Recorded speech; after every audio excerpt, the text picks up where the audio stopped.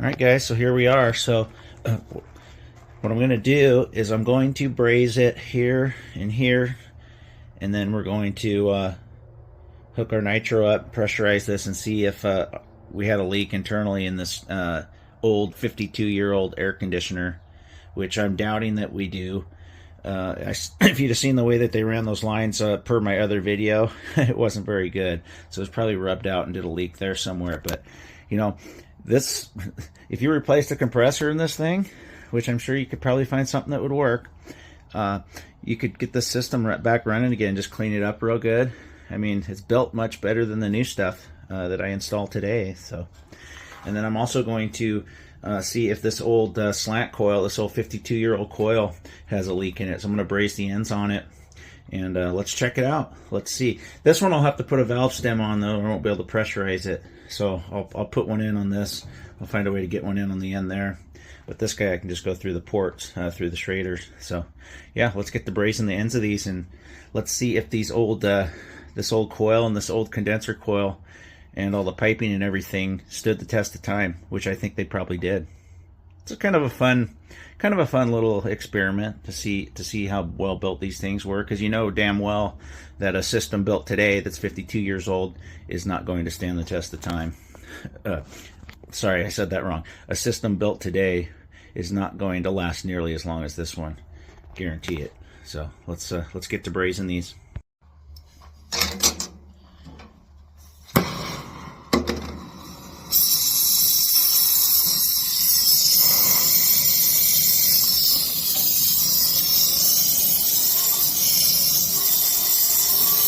What I'm going to do is just heat them up a little bit so it softens that copper, and then I'm going to pinch them, then I'll braze it. A little bit of oil in there.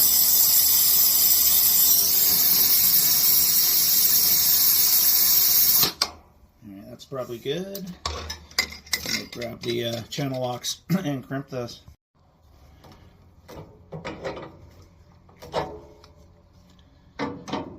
There we go.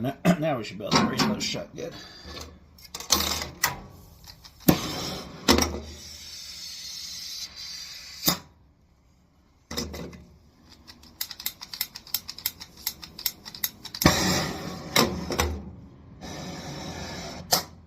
What's going on with my regulators on this?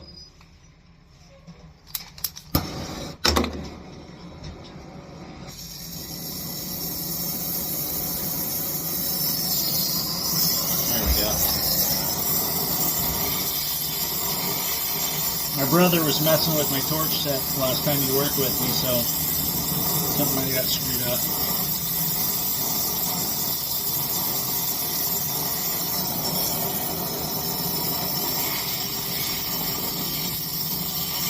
Yeah, definitely something wrong with my knobs.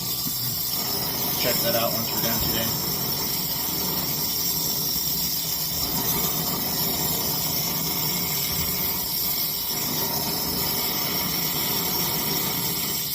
Little gob will do you there. That should be good. Let me get that little spot there just to make sure. Cycle shield. See, something's wrong with my knobs. Damn it.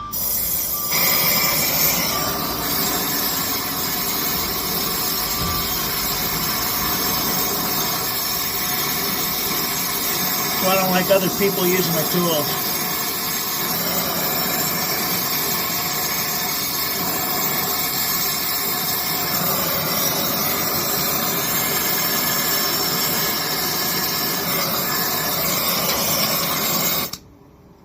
There we go. I'll slide the coil out and do the coil now. So this has a pretty rough cut on it here, so I'm going to go ahead and probably just take my tubing cutters and cut that clean and crimp it. You know, obviously this 5/16 side I'm not too worried about. I'll be able to seal that easy, so I'm gonna cut that first.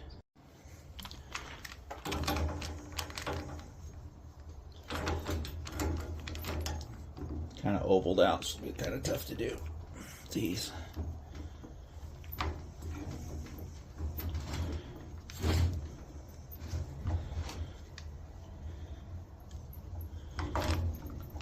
There we go. just pinch her down.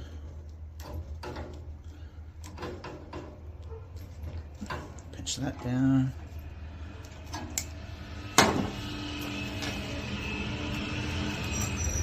Loving this weather. It's only about 60 degrees out right now.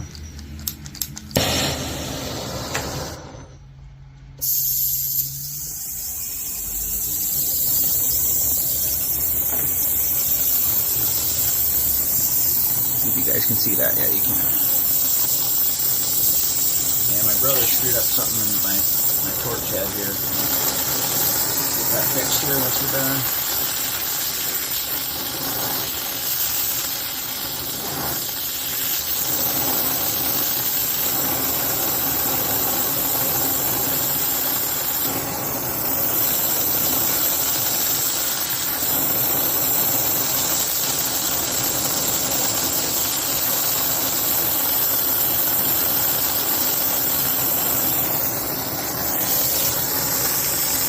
It's actually filled up.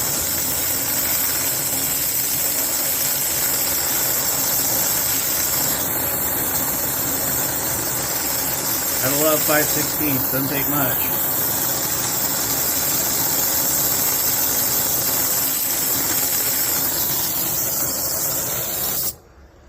Okay. Looking good. Let's let those cool off, and we will throw some nitro in both systems and see what we got. Oh, you know what? And I screwed up on this one. I'm supposed to put a valve stem in it. See what happens when I get in a hurry. Yeah, I'm going to go ahead. Probably what I'm going to do now, since I braced that end, is I'm just going to drill a small hole with my my step bit once that cools, and I'm just going to stick it in that way. So I'll be back. Sorry guys, some of this video is going to be in the wrong format too, because I had to turn my phone vertically to get it set up right for that brazing part, so I apologize for that. But there's my little valve stem there. What I'm going to do is take my step bit, and I'm just going to drill a hole through the side of this guy now, and just drop it in there and braze that on, and we can pressurize this whole coil and see if she's holding. That one, obviously, like I said, we'll just go through the Schrader port on it. So let's continue on. Of course, now I was able to prop it up properly, so let's get this drilled out here. Got my bit here. So that might still be a little warm.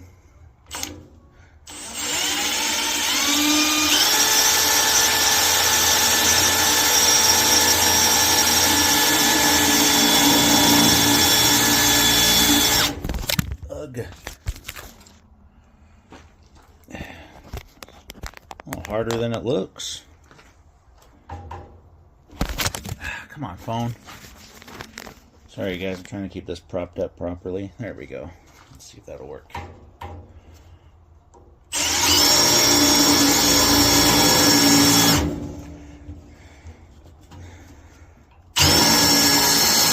There it is.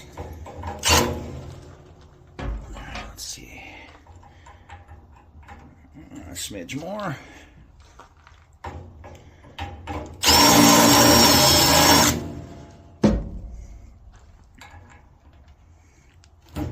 Beautiful. Make sure we take the Schrader out of there.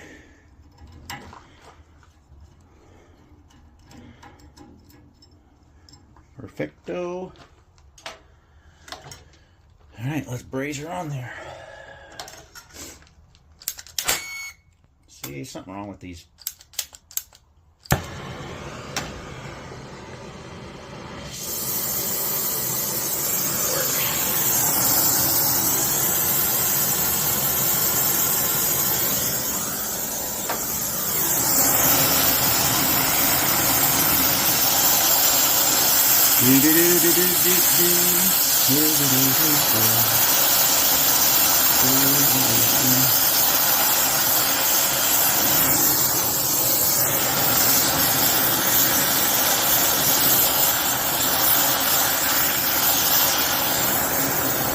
Little gobby over here.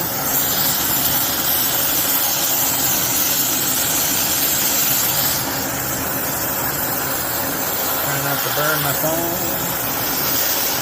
Perfect.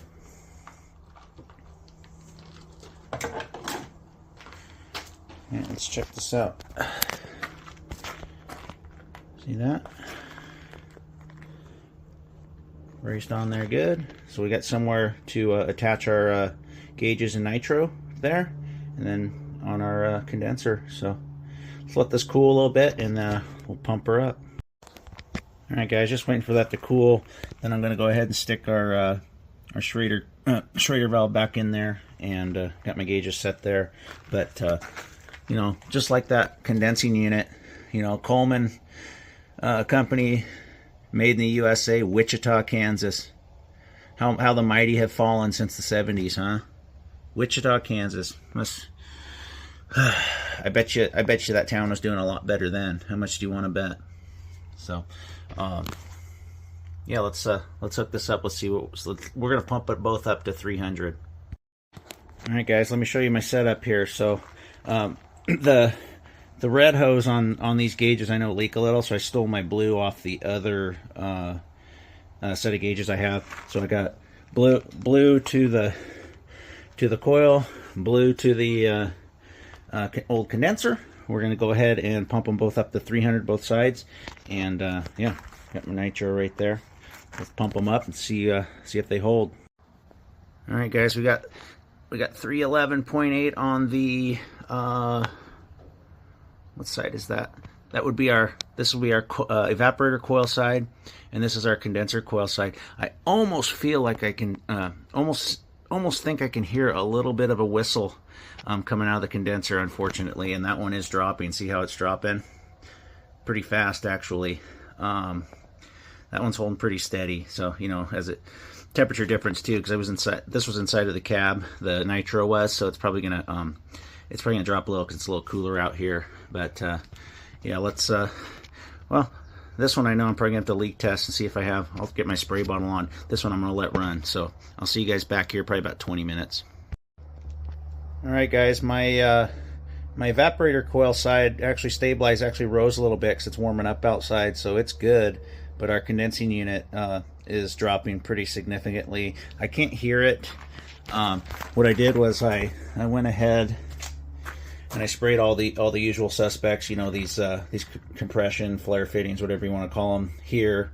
You know, all my Schrader ports and everything. I did my hose all the way back to the gauges, my connections here, those are all good. Got any of these brace joints that I could get to. I did the flares on the filter dryer there, so it's probably back in the coil somewhere I can't hear it. It's dropping pretty fast though. I bet if it was quieter out here I could probably hear it. But yeah, I just wanted to know if this thing held its pressure over 50 years. Looks like the condenser didn't. You know, I sprayed these down real good, the usual suspects, and there's nothing. So it's got to be back in the condenser coil somewhere, U-bends or something. U-bends on the other side. They're actually really close to the cabinet there, so there's a chance they could have rubbed up against the metal over there. But hey, 52 years, not bad. I don't know when the thing actually sprung a leak, but you know, I think somebody would have mentioned something soon, I would hope, unless they just lived without AC for a while. So yeah, but hey, she's good. But yeah, knowing all that, I was thinking about, you know, rebuilding this guy and using some of the parts off of it just because they're good. I might actually steal that condenser fan motor out of there just for the heck of it, use it as a blower or something. I don't know. Maybe make a little go-kart because it's built better than the new ones. So yeah, that's where we're at with this. I just wanted to show you guys, and I wanted to confirm that this thing was holding pressure. But yeah, I see even that dropped a little, but you know, tough to say. It's holding, but this guy's dropping fast because he was actually higher than him when I first turned the gauges on. So anyway, hope you guys enjoyed that. Showing you how I brazed all this shut and just put my valve stem in there and how to pressurize these. Just a curiosity thing for me. So thanks for watching, guys. One last thing, guys, just for shits and grins, I went ahead and pumped him up to like over past 540, and it's dropping like crazy, and I can't hear anything, which is strange. Look how fast that's dropping. Boy, I'm gonna look around here more. I want to get my little sniffer on it, but I might do that. Look how fast that's dropping. I should be able to find that. I'll be back maybe. You know, I couldn't leave well enough alone, guys, so I went ahead and pulled this other side off. I sprayed down all the U-bends over here, any brace joints I could find. I sprayed down this filter dryer better, got to any possible joints I could get to. I didn't spray that, but we're not leaking on the compressor right there. With big a leak that is, I'd be able to hear that. But I don't have any bubbles over here. That side looks even a little tighter. So what I'm gonna do is remove my stuff. I'm gonna flip this guy around and pull that side panel off and spray that. Hopefully we can find it. Now I have to know. I might even go as far as to take the evaporator coil loose and brace these ends and pressurize it just to isolate that and know it's just the coil. I don't know. Maybe I'm just bored, huh? Okay, Weirdo's gonna keep going here, so I got this valve shut off. He quit dropping. He's at 474. He's not dropping now with my valve shut, so we know we're internal. It's not in my gauges or anywhere. This guy stabilized at 310.2, the evaporator. Now it's 310.3. I know we're good. So there's no leak in that evaporator, so we can eliminate him. I'm going to flip her around. Okay, final segment here. So I got it switched around. I took the other side off.